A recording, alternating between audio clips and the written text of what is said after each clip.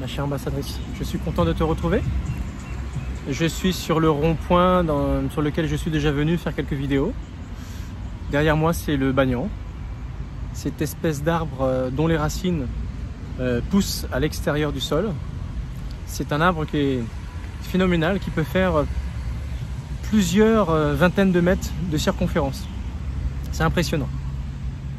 La vidéo que je voudrais entamer aujourd'hui avec toi, c'est la 5e loi qu'on a pu voir ensemble, ces fameuses lois universelles. Et cette loi s'appelle la loi de cause à effet ou la loi de causalité. Cette loi stipule que rien ne peut exister en dehors des lois universelles. Elle l'explique par la loi du karma, en ce sens que tout ce qu'on entreprend, tout ce qu'on fait, a forcément soit une réaction, soit une conséquence.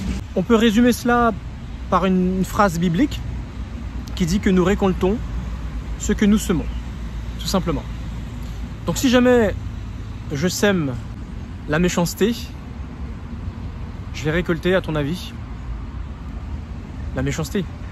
Si je plante, je cultive la joie, je vais récolter la joie. Je plante l'amour, je vais récolter de l'amour, etc., etc. Donc, tu vois, il n'y a pas grand-chose à dire sur cette loi, si ce n'est que tout dépend de ce que tu fais. Et le lien avec ce que tu peux vivre est très facile à prendre en ligne de compte. On va parler d'abord de ce que tu fais toi. Tu vis une situation difficile, hein, la même que j'ai pu reprendre à chaque fois. Tu vis une relation toxique, tu fais tout pour que ça se passe bien, mais tu as manipulé, on te fait du chantage, on te parle mal, on t'insulte, etc., etc. Et pourtant, toi, tu essayes de toujours faire ce qu'il faut. Tu essayes de trouver un dialogue, une entente, pour que les choses s'améliorent. Tu es prêt à te remettre en question. Tu ne comprends pas qu'en face, ce n'est pas le cas.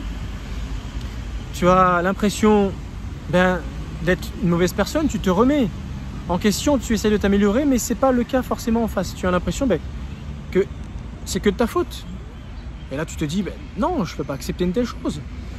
Et à chaque fois que tu essayes de mettre le doigt sur ce que l'autre fait, c'est toujours des excuses. Oui, mais c'est de ta faute.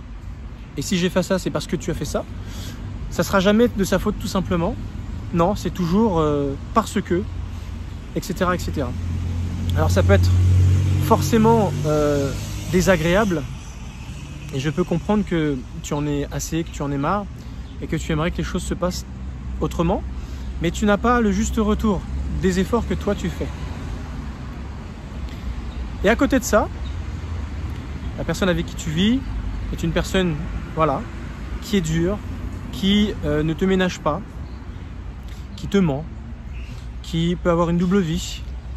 Voilà, tout ce qu'un pervers narcissique peut te faire subir. Alors du coup, tu as compris une chose, cette personne ne t'envoie pas de bonnes choses, ne te fait pas vivre de bonnes choses. Donc forcément, qu'est-ce que tu vas récolter, puisque lui ou elle plante, sème la méchanceté, la dureté, le chantage, la culpabilité, etc., etc., l'accusation, c'est jamais bien, etc., etc. Qu'est-ce que cette personne va récolter vis-à-vis de toi? Bien de la tristesse, certainement de la colère, et ça pourrait se justifier. Il va récolter une perte de joie de ta part. Tu vas récolter également l'envie de plus continuer à vivre avec cette personne. En tout cas, si tu restes, c'est que tu seras poussé par l'éthique. Est-ce qu'on a des enfants en commun? Est-ce que ce serait judicieux de partir? Est-ce que les moyens vont me permettre de? Etc., etc. En tout cas, si c'est un calcul comme ça, c'est souvent cela qui retiennent les personnes de partir parce qu'ils ne se sentent pas capables d'assumer une vie où ils n'ont pas les moyens d'assumer leur choix, c'est-à-dire de rompre ou de refaire leur vie seule ou de ceci ou de cela. Ça peut se comprendre, mais sache une chose, c'est que la chose la plus importante là-dedans, c'est ta dignité, ton identité et ton bonheur. Avant d'avoir des enfants, avant de t'être mis en couple, tu avais une certaine dignité, tu avais une certaine identité. Peut-être que c'était pas tout à fait le bonheur parce que tu espérais réussir une vie de couple. Et maintenant que tu vis ta vie de couple, est-ce que c'est mieux que lorsque tu étais célibataire? C'est pire. Donc, même si tu n'étais pas heureuse, heureux, tu ne vivais pas dans le bonheur total, mais n'empêche que tu étais sereine, tranquille, et tu ne subissais pas ce que tu subis là.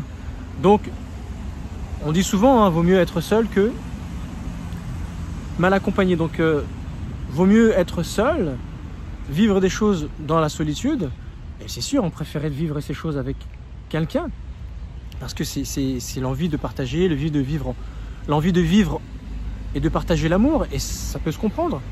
Mais si tu vis avec la mauvaise personne, en tout cas, voilà la causalité.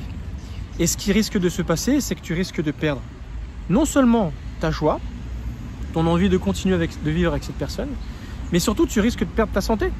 Voilà ce que tu vas récolter. Et elle, cette personne, est-ce qu'elle sera prête à assumer ta maladie, à assumer les soins, l'attention, les besoins que tu auras lorsque tu seras pas bien? Parce que souvent ces personnes-là, lorsque tu commences à tomber malade, bizarrement, eux, ils ont un plan B. Voilà, ils n'ont pas l'intention de s'occuper de toi. Et c'est là que tu découvres souvent qu'ils avaient déjà une double vie. Et qu'en réalité, ils vont se débarrasser de toi. Donc ça, c'est le coup prêt pour t'achever. Non seulement c'est eux qui t'ont rendu dans cet état-là, mais en plus, quand ils apprennent que tu es malade et que tu as besoin de soins, parce que tu as chopé telle ou telle maladie, c'est à ce moment-là qu'ils décident de t'annoncer qu'ils vont te quitter parce qu'ils ne veulent pas assumer quoi que ce soit. Donc, c'est-à-dire qu'ils t'achèvent et tu te retrouves seul. Donc, c'est pour ça que je t'amène véritablement, une fois de plus, au travers de cette loi, de regarder véritablement la loi de causalité de ton couple. Pose-toi toujours les bonnes questions, c'est toujours ça avec moi. Pour savoir qu'est-ce que tu peux faire, qu'est-ce que tu es prête à faire. Après, il n'y a pas de jugement de valeur. Si tu veux rester, mais quelles questions vas-tu te poser pour faire en sorte que ça change et que cette loi de causalité s'améliore? Si tu plantes des bonnes choses, il faut que tu récoltes des bonnes choses et pas des mauvaises choses, parce que toi tu plantes des bonnes choses et regarde ce que tu récoltes de sa part. C'est pas normal.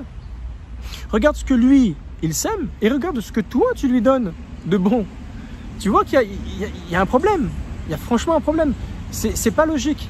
En tout cas, si tu continues d'accepter une telle chose, c'est toi qui le veux, c'est toi qui as peur, c'est toi qui donnes raison à l'autre. Ce qui veut dire peut-être que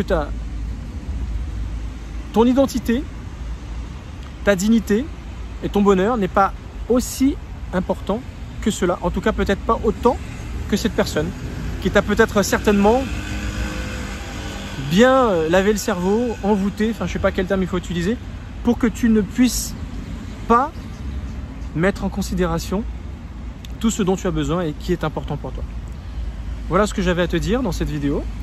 Alors toujours, hein, j'évite de faire trop long parce que finalement ces lois sont très faciles à comprendre.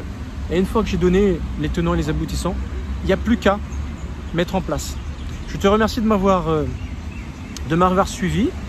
Lâche toujours un petit commentaire parce que c'est toujours puissant, toutes ces petites pépites que je peux voir avec toi. C'est court, mais c'est suffisamment impactant pour t'amener à réfléchir et te dire ouais, il y a telle loi, telle autre, etc., etc. Bon, je pense que là, il faudrait que je fasse quelque chose. Et oui. Si tu as besoin d'aide, je suis là. Je propose des coachings, des accompagnements pour aider les personnes justement à retrouver leur identité, leur dignité. C'est ça le plus important. Le bonheur viendra quoi qu'il arrive avec le temps. Mais il faut qu'on te respecte et il faut que tu restes toi-même. C'est pas possible que tu deviennes quelqu'un d'autre parce qu'une autre personne fait passer ses intérêts avant les tiens. Non, tu as besoin de certaines choses, il a besoin de certaines choses que tu lui donnes déjà. Mais toi, tu es aux abonnés oubliés. Donc c'est ça qui n'est pas normal. Merci encore. Je te souhaite une bonne journée et je te dis à la prochaine vidéo. Ciao.